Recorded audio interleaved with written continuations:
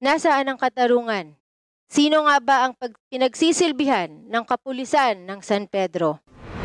First question, were you the choice of the mayor? Yes, sir. Are you sure? You remember you're under oath. Wala kayong inaaresto na barangay captain? Wala.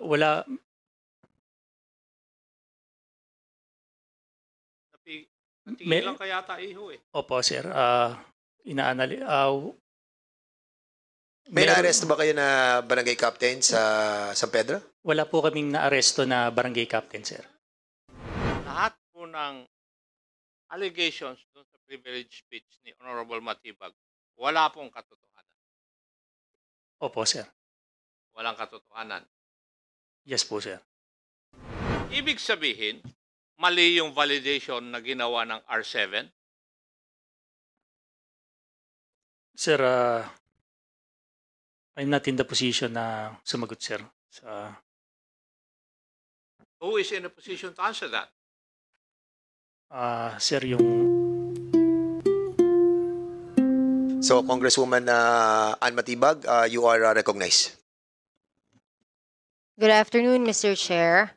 To the members of the committee and to the resource persons from the PNP, DILG, and other concerned agencies present here today, I come before you not only as a member of this Congress, but also most especially as a citizen of the Republic of the Philippines to express my utmost concern regarding the current situation in the 1st District of Laguna, City of San Pedro.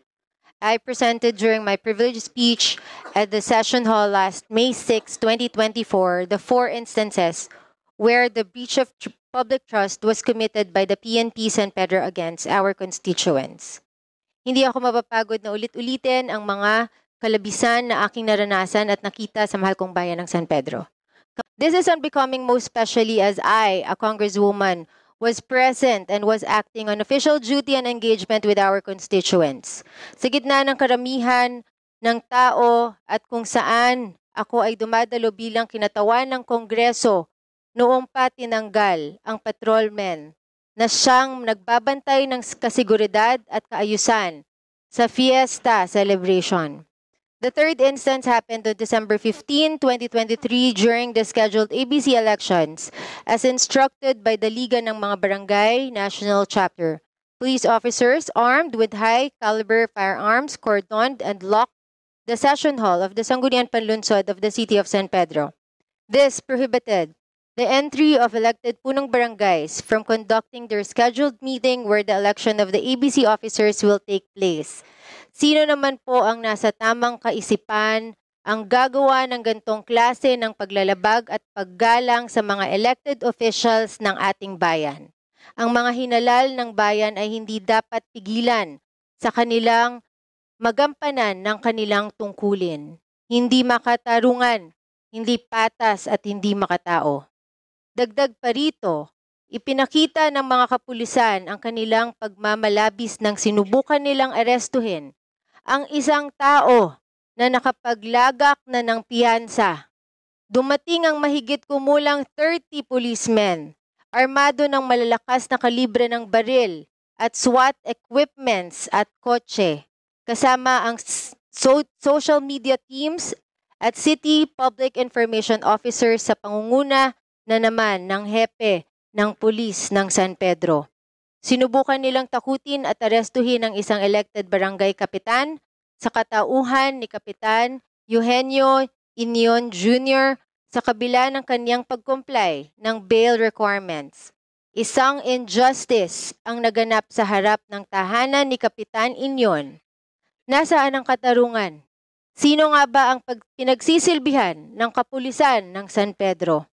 Imbes na magbigay ng kapanatagan, ang ating kapulisan ng San Pedro City, ang liderato nito ay nagdudulot ng kaguluhan, pananakot at masamang imahe ng kapulisan sa mga nakakakita ng kanilang buktot na operasyon. Do you swear to tell the truth, the whole truth, and nothing but the truth in this inquiry? Thank you. Please take your seat. And then, Mr. Chair, may I request that the Chief of Police of San Pedro and RD to, or maybe the Chief of Police to sit here beside the NAPOLCOM. Kasi baka nandyan yung asawa niya eh. Mr. Chair, may I ask the body and the RD if the wife of the COP is here in this body? Is the wife of the Chief of Police of San Pedro? Congressman Matibag, Chief of Police of San Pedro? Are you asking the Yes, wife? Mr. Chair. She was actually invited in this Is she hearing. also a Yes, officer resource of person, PNP? yes. Yes. Officer din ng Administrative PNP. officer sa, kuwan, Sa? sa region. Administrative officer ng RD. Okay. Is she here today? RD, andito po ba? Wala dito. Okay. May I know, Mr. Chair, bakit wala ang wife ni COP when in fact Naimbita yung she wife. was actually invited to be one of the resource persons, Mr. Chair? Please open the mic, RD, please. Your Honor, she is at present sa Asian Hospital, Your Honor. Mr. Chair, may we request for a medical report to be submitted in the body? Okay, we will be asking the COMSEC to ask for the explanation on why the wife of Miss- the COP is not here and to explain the reason why. Okay. Mr. Chair, I want to ask the RD, bakit nasa ospital? Yun lang muna. Bakit na ospital? Is this for a check-up?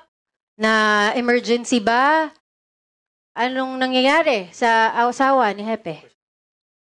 Your Honor, meron siyang acute gastroenteritis, Your Honor, based sa medical certificate, Your Honor. Ano yun, Mr. Chair? LBM? Can you kindly submit here, RD, the medical report that you were able to secure para makita po namin the reason why?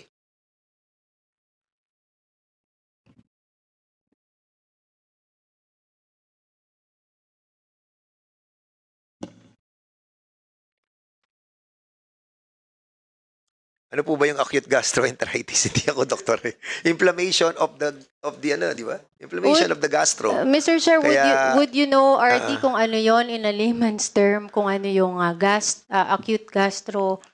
So, according to this Asian Hospital and Medical Center, the name Christine Al Marie Bergin Balansona is to certify that ganyan. Female, 40, Antipolo City, was examined and treated, confined in the hospital on May 27 to May 28. Acute gastroenteritis.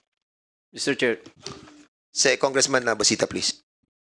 napansin ko lang po, Mr. Chair, every time na may ini-invite po tayo, laging may medical certificate. And, Mr. Chair, hindi naman tayo kahapon lang ipinanganak and with respect to mga medical doctors, pag nag-approach ka naman sa doktor, sabi mo, masakit yan mo, sakit ang ano mo, syempre, Mr. Chair, bibigyan po kayo ng medical certificate. And pwede naman po sabihin nating excuse at totoo nga. May next hearing pa naman po, Mr. Chair. Yeah, so we will be inviting over in the next hearing the wife of Colonel Balansona. Mr. Chair, may I be allowed? You have the floor. May I know if the Chief of Police of San Pedro is present? Sir, magandang hapon po, sir. Present po, sir. Totoo ba na yung asawa mo naka-assign sa regional headquarters? Opo, sir. At totoo ba na naka-confine siya ngayon sa Asian Hospital? Hindi po, sir. Hindi po, sir. Well, akala ko ba may medical excuse siya? Opo, sir. Ano talagang, nasaan ngayon yung asawa mo? Sa ngayon, sir, nasa bahay po, sir. Nasa bahay. So, she was not confined. Opo, sir. And therefore, the doctor is lying. Ganun po ba? Ang nakalagay dito, Congressman Acop, is this is to certify that Balansona Christine was examined and treated / confined in this hospital on / from May 27 to May 28, 2024. Recommended day of rest 2 days. So, na-discharge siya. So, hindi siya na-confine. Hindi, nakalagay dito, was examined and treated. Tapos, kasi parang may slash eh. So, probably, the best that can answer this is the husband. Kasi ito yung nakalagay dito, pero ang nakalagay kasi is slash eh. So, I don't know what's the interpretation of this. Hindi rin maliwanag yung pagkakabigay nitong medical certificate. Kasi parang you have to choose eh. Kung examined, treated, confined. Pero nakalagay dito, discharge. So, ibig sabihin, dinischarge siya. So, hindi na-confine po yung asawa nyo. Hindi po, sir. Okay. When were you assigned sa San Pedro Police Station October 18 po, sir. of 2023 po, sir. 2023? First question, were you the choice of the mayor? Yes, sir. Are you sure? You remember you're under oath.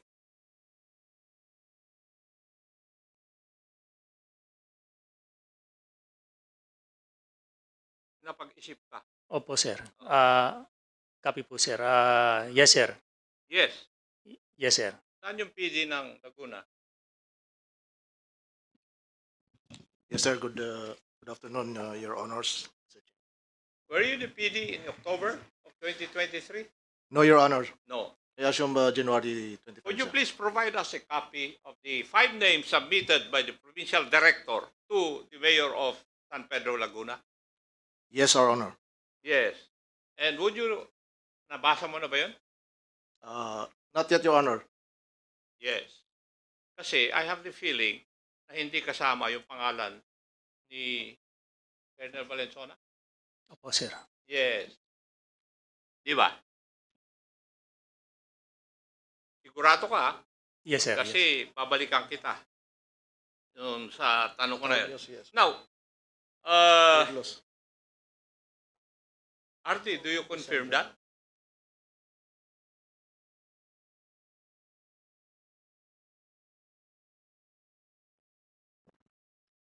So, bakit ka nagtatanong dun sa sabi mo?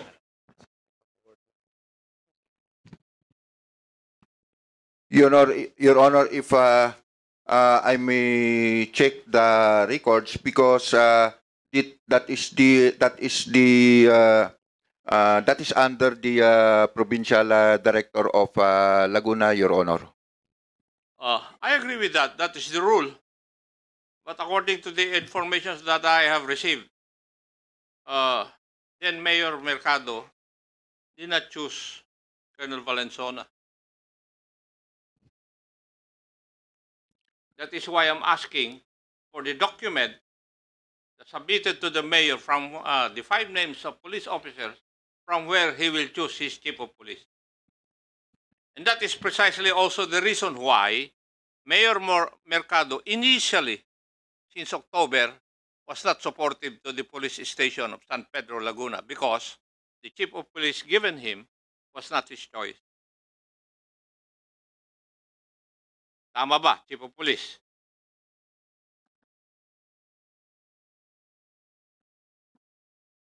Sir, may I ask the repeat of the question po, sir? Pasensya na po, sir. Okay.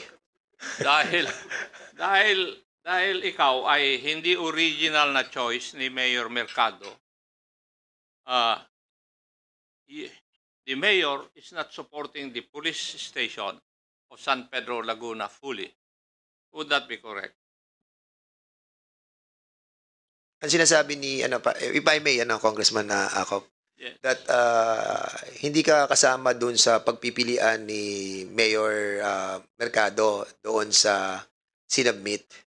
And a while ago kasi, the good gentleman from Antipolo were asking you kung ikaw yung choice But unfortunately, lumalabas doon sa info ni Congressman Acop, hindi ka kasama doon sa mga choice that was presented to Mayor Mercado. So, you have to answer rightly, kasi you are under oath. Tandaan mo, at si Congressman Acop was asking you kung ikaw yung napili ang kasama ka sa choice. Sabi mo kanina, oo.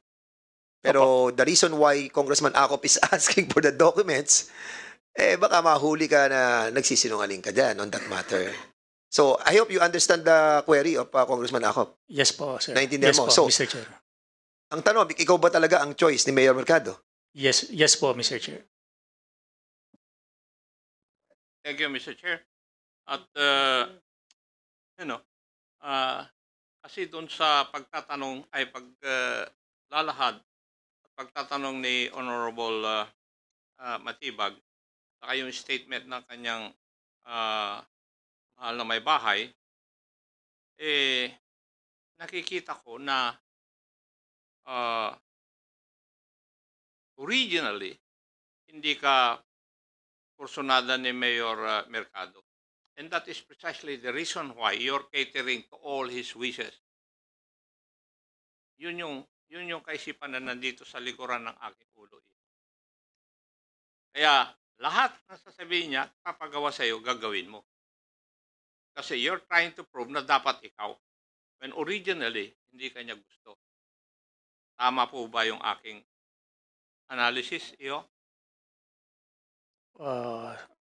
No po, sir. What is no? Na hindi po ako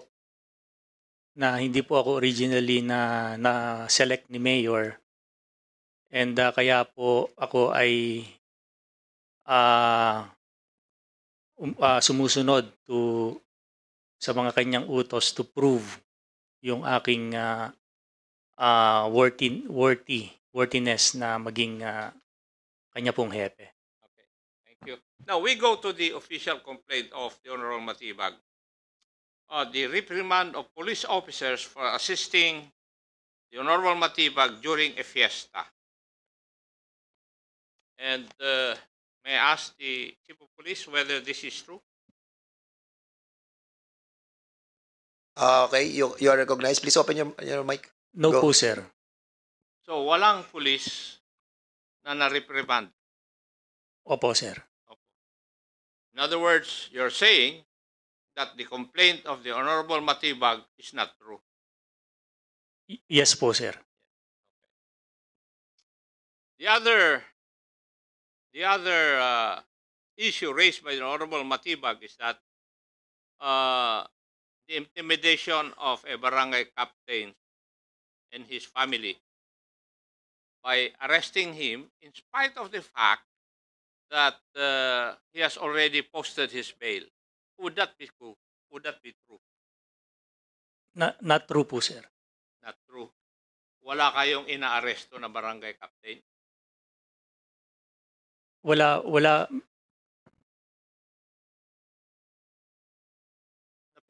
Natigil lang kaya iho eh. Opo, sir.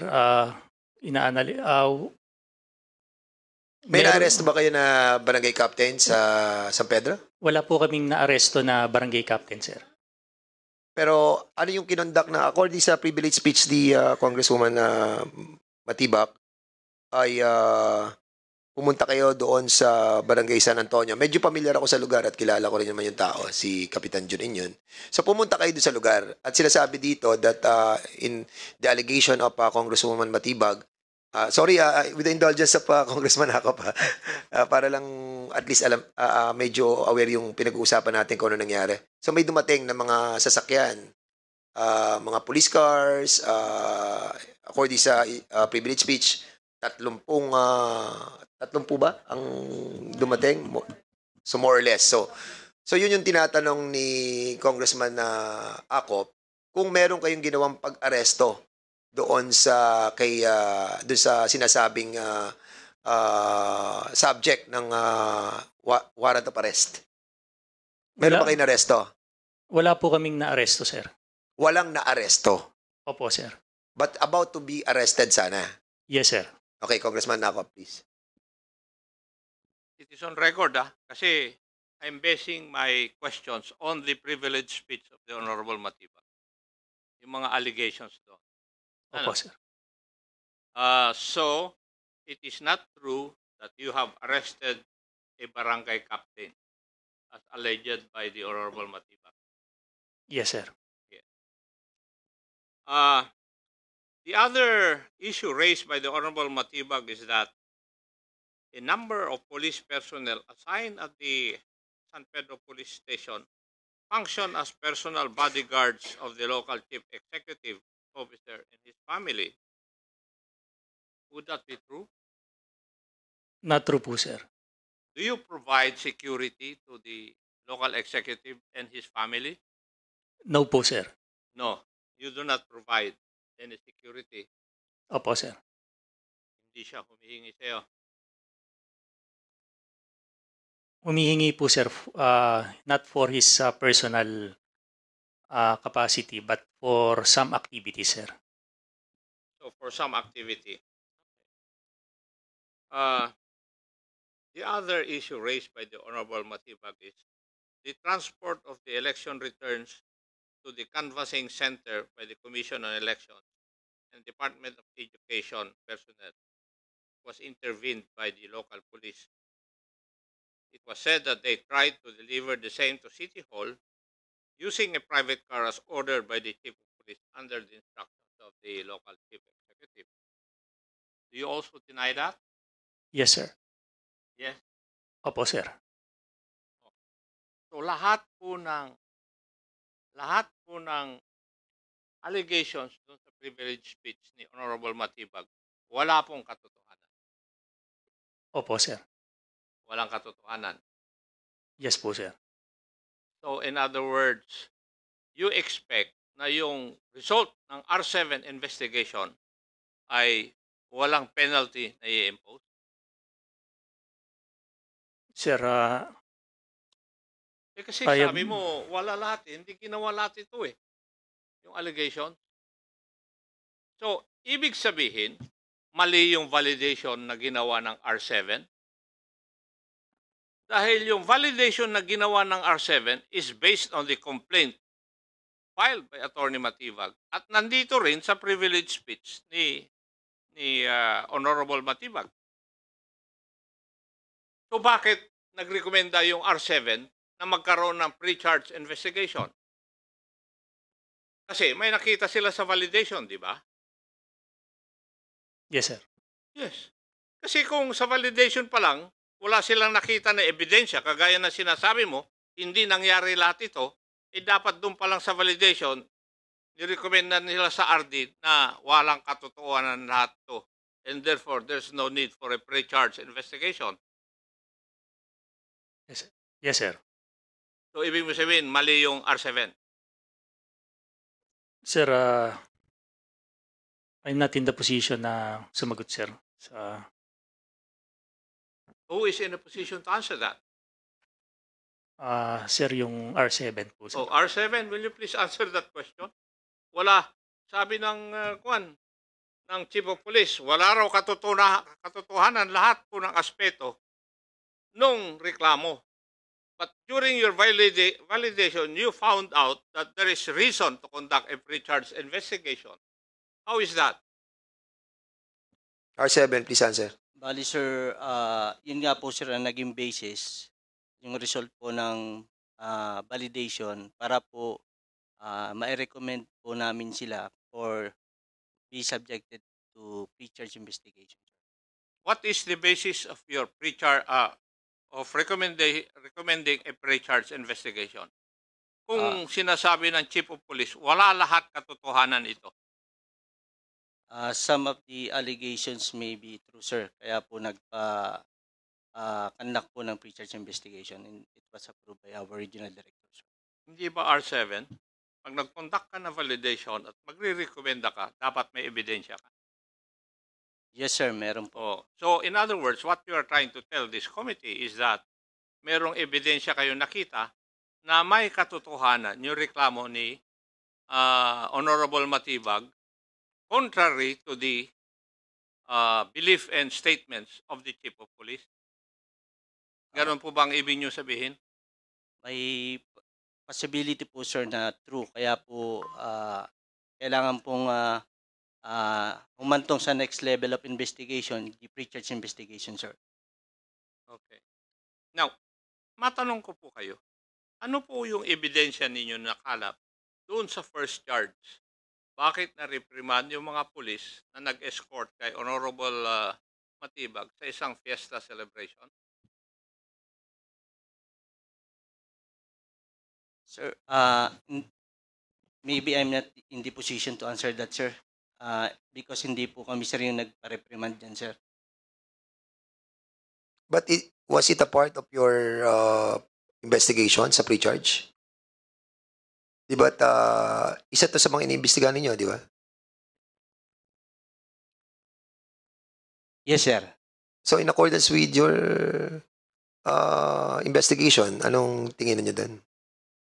We charged them, sir, for less grave neglect of duty, sir. Congressman.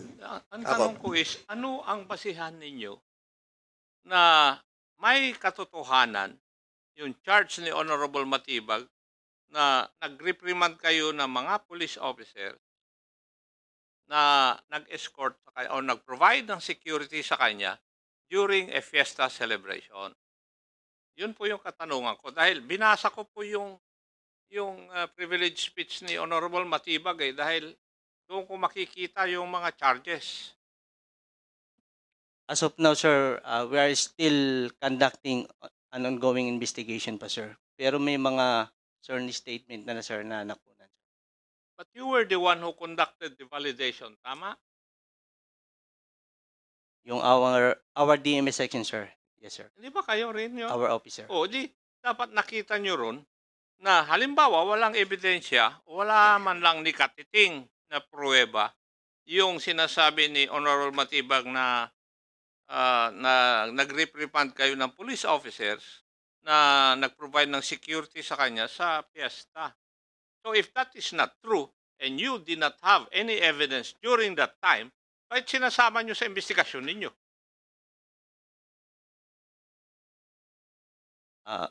Yun nga po, sir, humantong na nga po, sir, sa pre-charge investigation, sir. And the result of the pre-charge investigation, sir, doon po natin, sir, malalaman lahat, sir, yung mga ebidensya at doon po natin titimbangin, sir, lahat. Okay. If I may, Congressman, konti lang. So, doon sa reprimand that is being investigated by R7, so what happened to that reprimanded official? Actually, sir, hindi po kami nag-ano ng reprimand. Ang amin pong kinakandak na investigation, sir, Hindi, tinatanong ko kung ano yung nangyari dun sa ano. Kasi, so, under your investigation, there was an alleged reprimand. Di ba? May ni-reprimand si Hepe. At yun ang iimbestigahan nyo kung talagang ni-reprimand niya. Diba? Tama? sa pre-charge investigation, sir, kasama po yun, sir. Oo. So, what happened to that reprimanded official? Ongoing pre-charge investigation na nga po, sir, dahil nga po, sir... Hindi, what I'm trying to ask, kung ano nangyari dun sa reprimanded official. Is he still in the same, or wala na ba siya? O yun ang tinatanong ko po. Andun pa rin siya sa San Pedro or napunta na siya sa region, napunta na siya sa ibang lugar? Sir, hindi ko po masagot, sir, kasi hindi naman po ako nasa sa San Mr. Pedro, Chair. sir.